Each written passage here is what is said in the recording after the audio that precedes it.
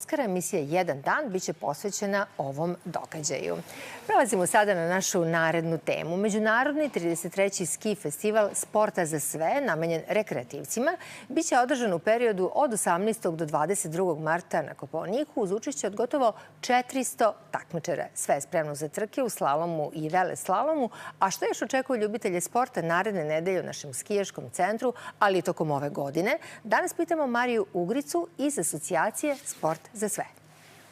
Dobar dan, Marija. Dobrodošli u našu emisiju. Dobar dan, Milice. Hvala. Izvolite. Evo, vi imate vrlo malo vremena do vašeg sportskog... Sreda je u pitanju. Tako je, sreda. Kada će krenuti spustevi niz tu našu divnu planinu i nadmetanje stvarno velikog broja ljudi koji dolazi iz čitavog regiona. Otud i ovaj međunarodni karakter. Ja sam rekla veleslalom, slalom, koji su još discipline predviđene? Tako je. Veleslalom, slalom, tu je odbojka na snegu, jako zanimljiv koncept, igra se sa pilates loptama. Tu je takođe i rekreativni program za ljude koji su možda raspoloženi za nešto sporije, šetnje na krpljama, recimo. Tu je potpuno besplatna škola skijanja gde obučimo godišnjeg skoro 100 učesnika prođe tu školu tih 3 dana. Nevezano za uzrast. Tako je, nevezano za uzrast. Bitno je da su početnici, znači tu se radi i u maloj deci. Mislim da nam najmlađi imaju možda i po 5 godina, pa do onih starijih koji žele. Jer u suštini šta je suština? Suština je da negde prioritet je da fizička aktivnost u stvari postane deo svakodnevnice. Mi smo kao Nacionalni savez sportske rekreacije zapravo i zaduženi u saradnji sa Ministarstvom sporta uz veliku podršku Ministarstva sporta i radimo sve programe. Ovo je jedan od njih. Tako da programi su u stvari ideje obezbediti upravo to. Svima nevezano za godine, nevezano za veštine, obezbediti im da im fizička aktivnost bude dostupna. Sad to radimo kroz različite programe. Vi ste spomenuli ceo region zato što upravo na naše događaje dolaze ljudi iz Srbije, Crne Gore, Bosne i Hercegovine, Severne Makedonije, pa je s tim u vezi postojala negde potreba da se organizuje i jedna balkanska asocijacija radničkog sporta, gde se takođe posle ide u Bugarsku na te takozvane radničke igre, na festivale, pa tu je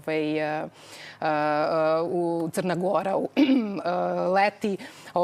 I tu su samo neki od programa.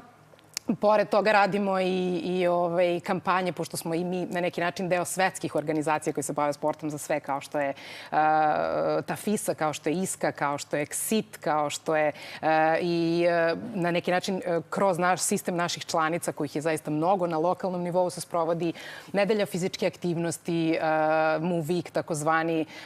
Ja sam sigurna da zapravo ljudi učestvuju u svojim savezima, u događajima, možda ni ne znaju da asocijacija to koordinira. Događaji koji se vrlo često i pominju u medijima, tako da verujem da ljudi koji su zaljubljenici u sport, a nisu možda posvetili život, malo pre su pričali o olimpijadi ili nisu u tome, nego su naprosto u rekreativnom sportu jednostavno vole taj način života. S tim u vezi samo konkretno vezano za ovaj prvi događaj koji je pred vama, jesu li zaključene prijave ili još uvek ljudi mogu da se... Prijave su zaključene, tako je. Prijave su nam... Sad kreće navijanje. Jeste, sad kreće navijanje i sad kreće stvari ono najlepše i negde se i mi polako relaksiramo jer organizacija u stvari samo treba da počne.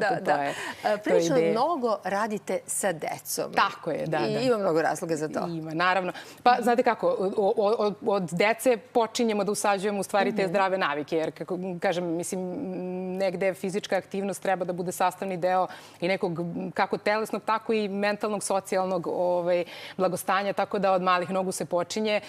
Tu je, recimo, za najmlađe veseli orijentiring koji se održava u Mitrovcu na Tari, to je predškolski uzrast, taj orijentiring se u stvari prilagodi malo da deca traže neke stanice, traže neke nagrade. Zatim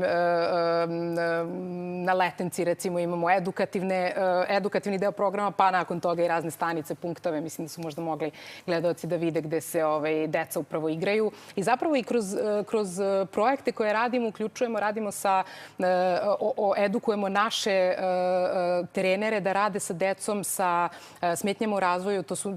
Tu smo u stvari negde najviše ponosni na projekat Cooperation konkretno, gde smo uspeli da organizujemo i inkluzivne trke, da pre svega edukujemo u početnoj fazi trenere da rade sa tom decom, a zatim i da im organizujemo upravo na Ski Festu inkluzivne igre. Bile su inkluzivne trke gde deca sa invaliditetom i drugim smetnjama zaista ili slabovidi imaju prilike da stanu na te skije, da neko sa njima to, da im objasni kako to u stvari funkcioniše. Svakako posvećenost onda je jednostavno moguće.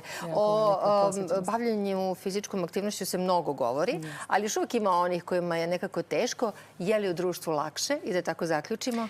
Apsolutno. Mislim da je sport za sve upravo i negdje i sam termin je toliko inkluzivan. Mislim, pokazuje da zapravo u društvu apsolutno možemo mnogo više da postignemo. Mnogo vam hvala na ovom gostovanju. Želim vam puno uspeha na Kopaoniku naredne nedelje, a onda kako bude sezona odmicala i sa drugim programima. Verujem da ćemo se i družiti i nadalje.